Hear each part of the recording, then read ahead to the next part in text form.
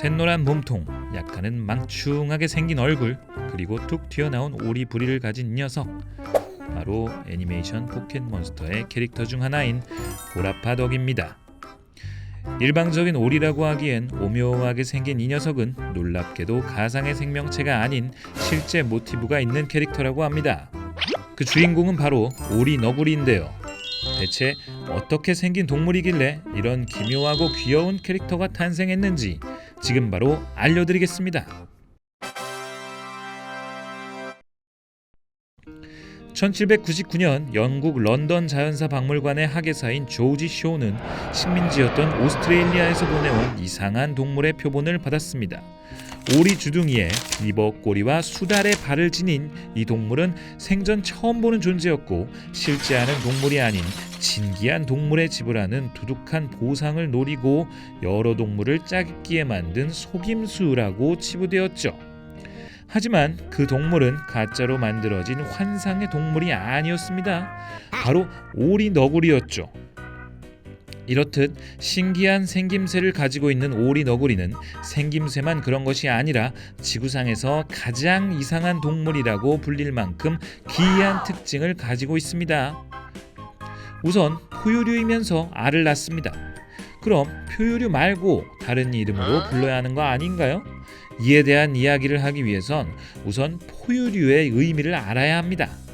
포유류란 젖을 먹는 동물이라는 뜻으로 젖을 먹여 새끼를 키우는 동물을 의미합니다. 네, 맞습니다.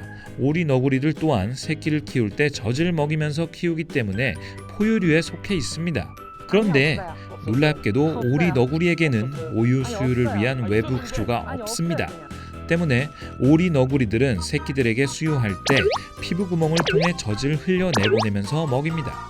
마치 땀을 흘리듯이 젖을 흘리는 것이죠. 오리 너구리의 놀라움은 여기서 그치지 않습니다. 이들은 뒷발 발톱과 연결된 독샘을 가지고 있는데 사람이 이 발톱에 베이면 극심한 고통을 느낀다고 합니다. 또한 몸을 둘러싸고 있는 갈색 털은 형광물질입니다.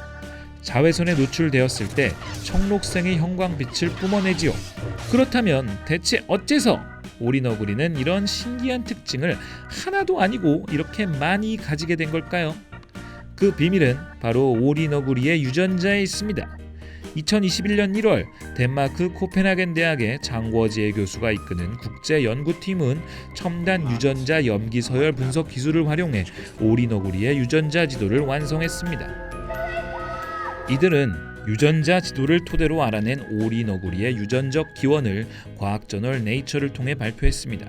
발표에 따르면 오리 너구리는 포유류인 것은 맞지만 유전자상으로는 포유류와 조류, 파충류가 섞여 있으며 현대의 포유류가 출현하기 수백만 년 전에 존재했던 고대의 포유류 집단인 단공류에 속해 있습니다.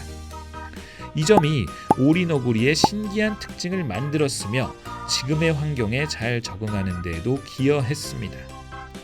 특히 가장 이상한 특징인 알을 낳으면서 수유를 한다는 특징의 원인이 대부분의 포유류들이 진화 과정에서 잃어버린 비텔로제닌 유전자를 여전히 가지고 있으면서 동시에 젖을 만드는 데 꼭 필요한 카세인 유전자를 가지고 있기 때문이라는 것은 많은 사람들에게 놀라움을 주었습니다.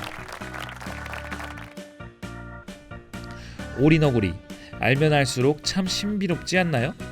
하지만 역시 오리 너구리의 가장 중요한, 절대 빼놓을 수 없는 특징은 바로 귀여운 외모입니다. 깜장 콩 같은 눈, 툭 튀어나온 부리, 전부 너무 귀엽지 않나요?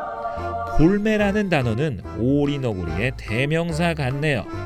이 영상을 시청한 여러분은 오늘부터 오리 너구리의 매력에 빠져든다.